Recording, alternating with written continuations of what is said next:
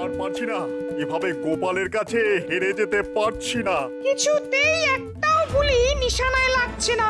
একটু গণনা করে দেখুন তো রাজ্যতীশী। দীর্ঘ কয়েক বছর ধরে কৃষ্ণনগরের ঘাড়ে চেপে আছে। নামবে কবে? সেটা গণনা করে দেখতে হবে। দেখবেন আর কবে? সবার হারে দুব্বো ঘাস গজিয়ে গেলে একটা প্রামাণিকের বেটা রাজসভায় আমাদের সাথে এক আসনে থাকে, বলতে কইতে লজ্জা। অনেকবার অনেক রকম ভাবেই তো গোপালকে অপদস্থ করা হয়েছে, কিন্তু সবটাই তো ফক্কা হয়েছে। এভাবে তো হাতে হাত ধরে চুপ করে বসে থাকতে পারবো না। এই কিছু একটা উপায় তো বের করতেই হবে। সেই উপায়টা কি সেটাই বোঝা যাচ্ছে না। এমন একটা উপায় যেটা গোপালকে এই কৃষ্ণনগর থেকে লজ্জায় পালাতে বাধ্য করবে। হ্যাঁ ভাবছি, আপনারা ভাবুন। হ্যাঁ ভাবুন ভাবুন।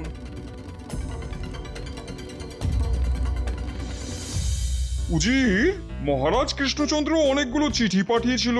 হ্যাঁ হ্যাঁ জাহাপনা, অনুদানের জন্য আবেদন করেছিল।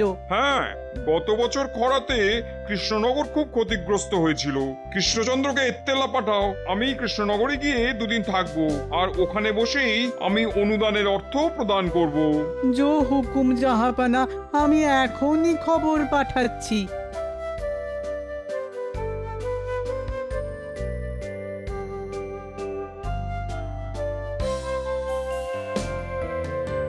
তা রাজ্যের অবস্থা কিরকম নতুন মন্ত্রী? আগে মহারাজ, ওই যথাপূর্বং তথা পরম। মানেটা কি? আহা, একটু খোলসা করে বলো দেখি। মহারাজ, পূর্বে যা ছিল এখনো তাই আছে। তা পূর্বে কি ছিল আর এখন কি আছে সেটাই ঠিক করে বলতে বলেছি, সহজ কথায় বলো। মহারাজ, নতুন মন্ত্রী বোধহয় হেয়ালি ছাড়া কথা বলতে পারেন না। আসলে হেয়ালি বুঝতে গেলে যে আভিজাত্য লাগে সেটা তোমার মধ্যে যে একদমই নেই গোপাল। ওই আবার শুরু হলো, তোমাদের তো দেখি একেবারে সাপে নেউলে অবস্থা। আচ্ছা, সভার মধ্যে যদি এভাবে যুদ্ধ হয় তবে তো খুব মুশকিল নতুন মন্ত্রী। আমি দুঃখিত মহারাজ, এরপর থেকে আমি নিজেকে সংযত রাখব। আসলে কি জানেন মহারাজ, ওই সোজা কথা সোজাভাবে বললে সময় বেঁচে যায়, রাজকার্যে গতি আসে। তা ঠিক কথাই বলেছ। তা হ্যাঁ নতুন মন্ত্রী, এক কথায় বলো তো, রাজ্য এখন কেমন? মানে রাজ্যের মানুষজন কি বলছে? ভয়ে বলবো না নির্ভয়ে? এটা কি একটা কথার উত্তর হলো নতুন মন্ত্রী মশাই? মহারাজ আমাকে যদি এক কথায় জিজ্ঞেস করতেন তবে আমি বলতাম ভালো নেই মহারাজ। গোপাল, তোমার কাজ হলো ভাঁড়ামো করা, মানে যেটা তুমি পারো। রাজসভার কাজে তোমাকে নাক গলাতে কে বলেছে? আগে রাজ্যতীষী, আমার নাকটা বড় পেয়ারা, কিছু খারাপ হলেই আগে থেকে ওই খারাপ গন্ধ পেতে থাকে। মহারাজ, নবাবের দূত নবাবের পত্র নিয়ে এসেছেন। পাঠিয়ে দাও, পাঠিয়ে দাও। হয়তো আমার পাঠানো পত্রের উত্তর দিয়েছেন স্বয়ং নবাব বাহাদুর।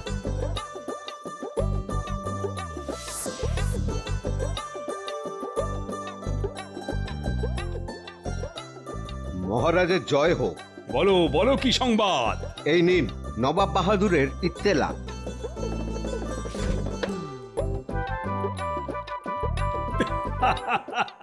বাহ, বাহ, বাহ, বাহ। দাদু, তুমি আজ বিশ্রাম নিয়ে কাল সকালে বরং মুর্শিদাবাদ যেও। ঠিক আছে মহারাজ, আপনার যেমন ইচ্ছা। শোনো সবাই, নবাব বাহাদুর আসছেন কৃষ্ণনগরে কাল রাতে। এ তো খুব ভালো কথা মহারাজ। হ্যাঁ, ভালো মানে? এ ভালোর যে কোনো সীমা পরিসীমা নেই। তবে তো অনেক দায়িত্ব পড়ে গেল। আপ্যায়নে যেন কোনো ত্রুটি না হয়। সকাল থেকে রাতের আপ্যায়নের দায়িত্ব তাহলে কাকে কাকে কাকে দেওয়া যায়? এই সময় আমার সভাকবি আর সেনাপতি দুজনেরই অসুখ। কি যে করি। মহারাজ, এই আপ্যায়নের দায়িত্ব গোপাল আর ভগবানের ওপর দিয়ে দিন। নবাব বাহাদুর গোপালকে পছন্দ করে, আর আমাদের নতুন মন্ত্রীর সাথেও আলাপটা হয়ে যাবে। রাজ্যতীষী গোপালকে লেজে গোবরে করার সুযোগ করে দিয়েছে। সুযোগটাকে কাজে লাগাতে হবে।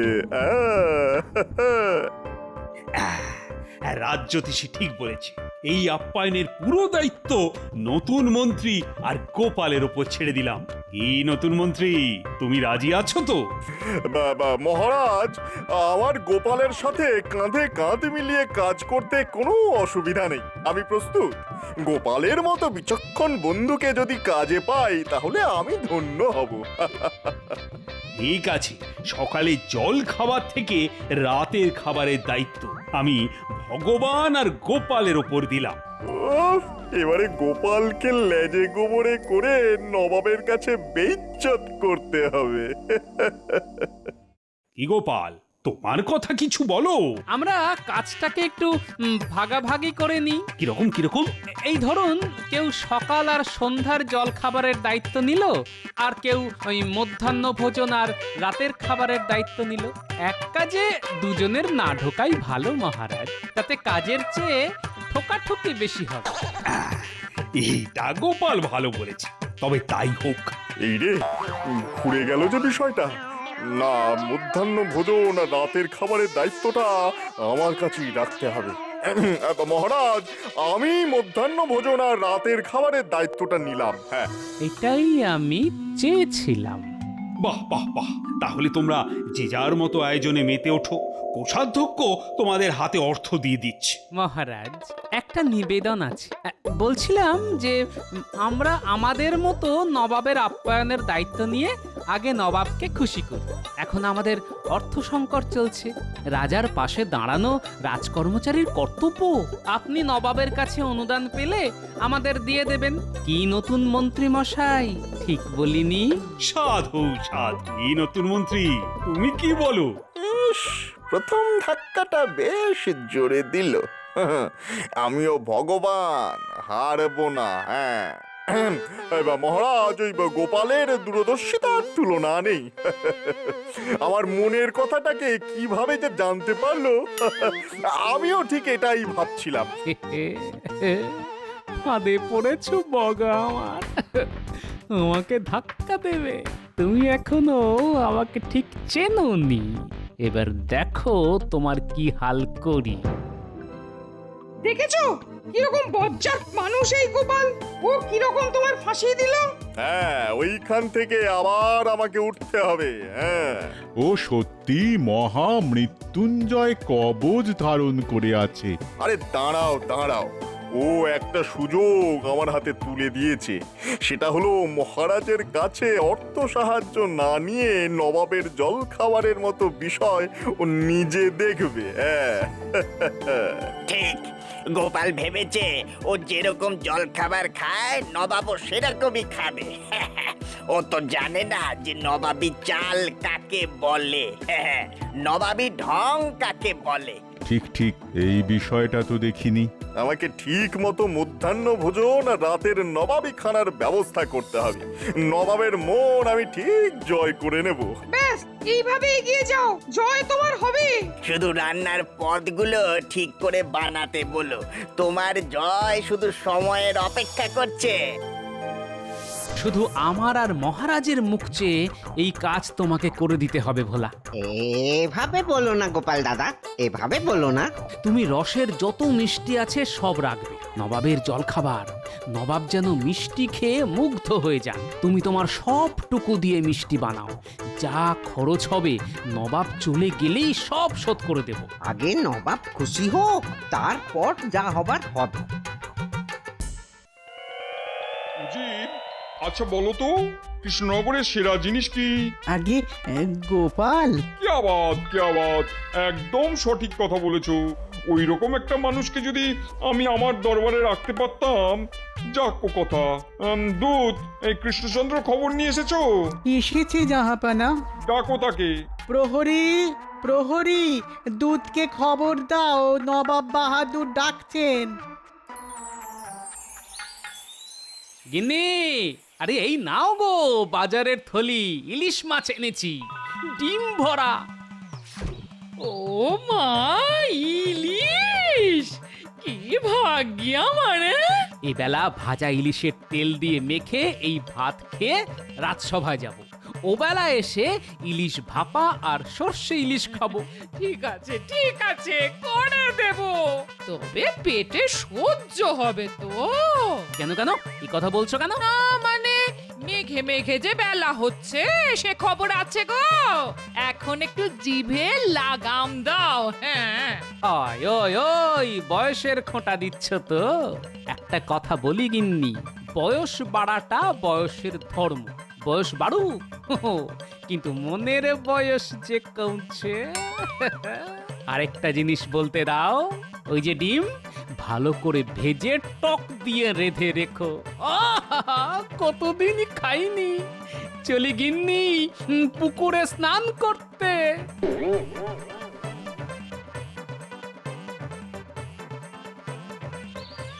এই আয়োজন সম্পূর্ণ নতুন মন্ত্রী। বর্ধমান থেকে খুব ভালো পাচক এনেছি, আমার বাড়িতেই রান্না হবে। হ্যাঁ, গোপালকে টেক্কা দিতে হবে কিন্তু। গোপাল আমার কাছে হেরে গেছে। ও কি জলখাবার খাওয়াবে কে জানে। মধ্যাহ্ন ভোজন যাতে ভালো হয় সেটাই আমাকে দেখতে হবে। হ্যাঁ, এবার আমি দেখতে পাচ্ছি গোপালের ভবিষ্যতে একটা কালো গ্রহ খুব দ্রুত এগিয়ে আসছে। আনন্দ করো সবাই। তা খাদ্য তালিকা কিছু করেছেন নাকি নতুন মন্ত্রী মশাই? হ্যাঁ, সব বাদশাহী খানা, নানা স্বাদের। নবাব বাহাদুর খুশি হতে বাধ্য একেবারে।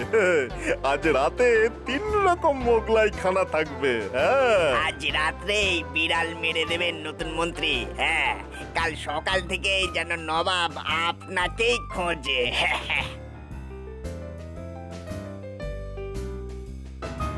কি হে নতুন মন্ত্রী, আজ রাতের আয়োজন সব ঠিক আছে তো? ভগবানে ভরসা রাখুন মহারাজ। ভগবানে অচলা বিশ্বাস আছে আমাদের। শুনে ভালো লাগলো মহারাজ। এ ভগবান ওপরে থাকেন, সবার ভগবান। আমি ওই ভগবানের কথা বলেছি। দারুণ বলেছো গোপাল। তবে আমাদের নতুন মন্ত্রীও কিন্তু খুব কাজের, কি বলো? হ্যাঁ হ্যাঁ হ্যাঁ, খুব কাজের। তবে আমি ওনার কাজের বিচার করার কে? বিচার করবে প্রজারা। দাঁড়াও গোপাল, নবাবের কাছে তোমাকে আমি ছোট করে এই কৃষ্ণনগর ছাড়া যদি না করি তো আমার নাম ভগবান নয়। হ্যাঁ,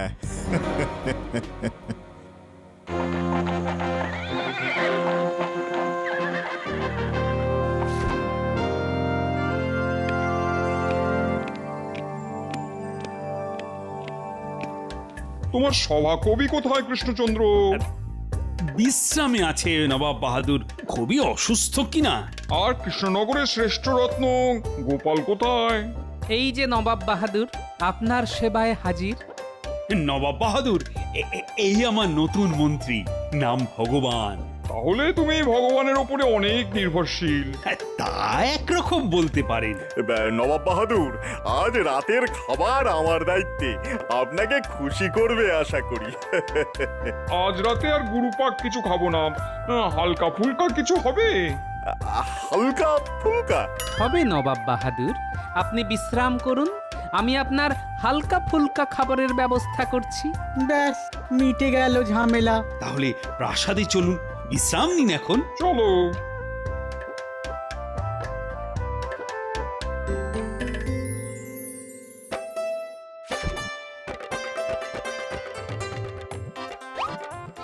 এই নিন নবাব বাহাদুর।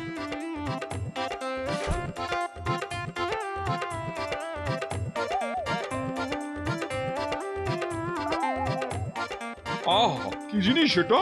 এটাকে রসগোল্লা বলে। মুখে দিচ্ছি আর মিলিয়ে যাচ্ছে। রাতে আর কিছু খাবার রুচবে না কৃষ্ণচন্দ্র, মুখেই অমৃতর স্বাদ নিয়েই সুখ নিদ্রায় যাব। যা পাওয়া, তাহলে আমার অত আয়োজনের কি হবে? এবার নবাব বাহাদুর, রাতে মুরগ মুসাল্লাম আছে, দো পেঁয়াজা আছে। হ্যাঁ, ও তো রোজই খাই।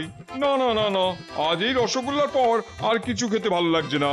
আমাদের পেটও ভর্তি, মনও তৃপ্ত, এবার ঘুম আসছে। আপনাদের ঘর প্রস্তুত। নতুন মন্ত্রী, নবাব বাহাদুর আর উজিরের ঘরটা দেখিয়ে দাও। চলুন।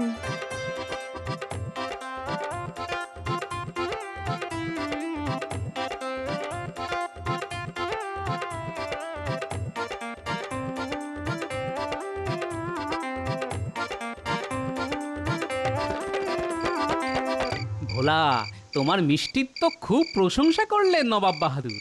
হ্যাঁ, তোমার মুখে এইটা শুনবো বলেই তো বসে আছি গো গোপাল দাদা। কাল ওই ছানা বড়া, মনোহরা আর ওই হিগের কচুরি আছে, আর ওই এই কালো জিরে দিয়ে হালকা ডাল, তারপর সরভাজা আর রসগোল্লা। সব লিখে রাখো ভোলা। এইসব নিয়ে তুমি কিচ্ছুটি ভেবো না গোপাল দাদা, কিচ্ছুটি ভেবো না। তুমি নবাব বাহাদুরকে খুশি করো, ব্যাস। দেশ বাঁচলে তো আমরাও বাঁচবো।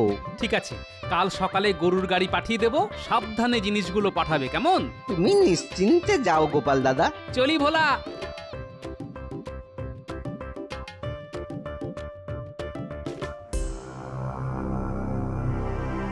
কোথা থেকে কি হলো? এইরকম যে হতে পারে সেটা ভাবতেও পারিনি। মহামৃত্যুঞ্জয় কবচ, ওকে হারানো দুঃসাধ্য। এই তো বললেন একটা কালো গ্রহ আসছে। দূর, আপনার গণনার উপর কোনো আস্থা নেই। না না, কাল সকালে সব ঠিক হয়ে যাবে। হ্যাঁ, তার আজকের খাবারগুলোর কি হবে? আমরা খেয়ে নি, খাবার নষ্ট করা উচিত নয়। ঘ্রাণে তো অর্ধেক পেট ভরেই গেছে, বাকিটা খেয়ে ভরাই। ও ভগবান, ভগবান রক্ষে করো, রক্ষে করো, রক্ষে করো।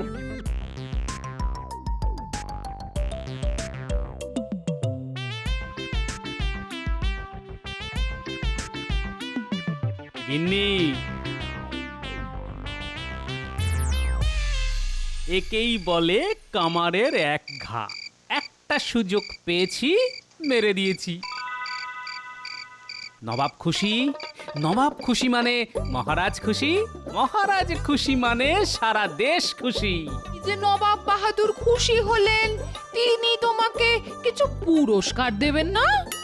এই দেখো গিন্নি, আমি ভোলা ময়রার ধার শোধ করে ওকে কিছু উপরি দিতে পারলে খুশি হব, ব্যাস।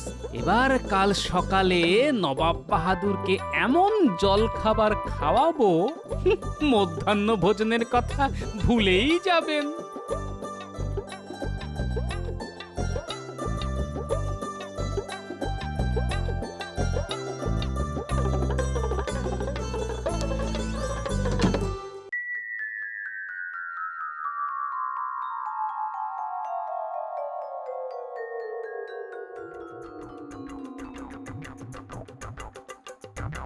আহ, কি সুন্দর, কি স্বাদ, মুখে দিলেই মিলিয়ে যাচ্ছে। আজ সকালের খাবারটাও খুব বেশি হয়ে গেল। যা বলেছো উজির। এখনো শেষ হয়নি, রসগোল্লা আছে। রসগোল্লা? তাহলে এটা কি? এটা মনোহরা। কত মিষ্টি আছে, তবে রসগোল্লার তুলনা নেই। একটু শুধরে নি, কৃষ্ণনগরের ভোলা ময়রার রসগোল্লার তুলনা নেই।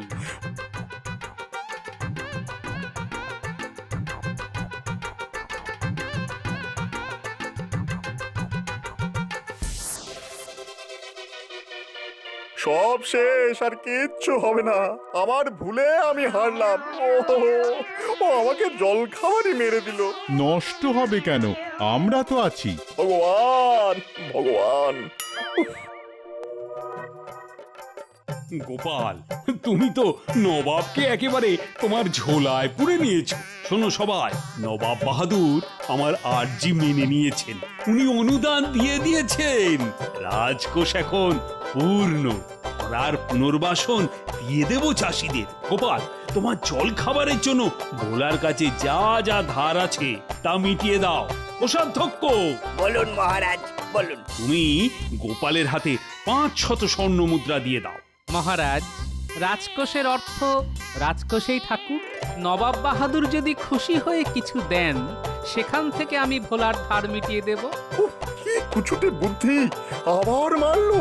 খুব শিক্ষা হলো আবার।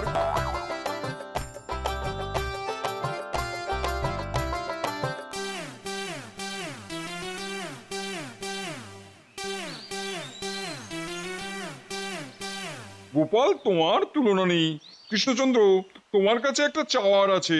বলুন বলুন নবাব বাহাদুর। তোমাদের এই ভোলা ময়রাকে আমি নিয়ে যাব, ওখানে আমাদের কারিগরকে এই রসগোল্লা শিখিয়ে দেওয়ার পরই তবে ওকে ছাড়বো। এই রে, এই মাটি করেছে। ভোলা চলে গেলে তো আমরা কানা। এটাকে মেটাতে হবে। নবাব বাহাদুর, একটা আর্জি আছে যে। বলো বলো গোপাল বলো। ওখানে গিয়ে শেখানোর চেয়ে এখানে এসে শেখাটা খুব দরকার। কেন কেন? আসলে যে মাটিতে যা হয় এটা মাটিরই গুণ নবাব বাহাদুর।